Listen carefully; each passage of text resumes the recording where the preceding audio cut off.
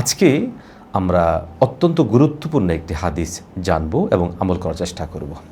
প্রিয় রাসূল সাল্লাল্লাহু আলাইহি ওয়াসাল্লাম যে সমস্ত মানুষ লোক দেখানোর উদ্দেশ্যে বিভিন্ন ইবাদত করেন তাদের ব্যাপারে অত্যন্ত ধমক দিয়েছেন।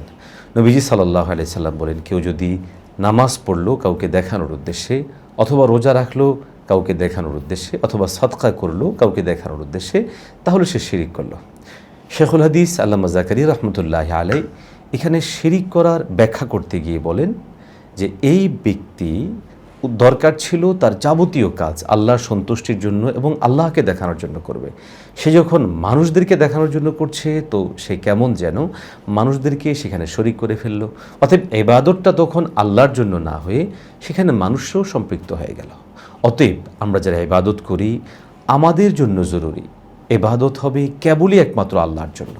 মানুষদেরকে দেখানো কিংবা মানুষের কাছে আমার এই ইবাদতকে ফুটিয়ে তোলার চেয়েও উদ্দেশ্য হোক আল্লাহর সন্তুষ্টি। আল্লাহ রাব্বুল আলামিন আমাদের সবাইকে আল্লাহর সন্তুষ্টি চিত্তে ইবাদত করার তৌফিক দান করেন। আমিন।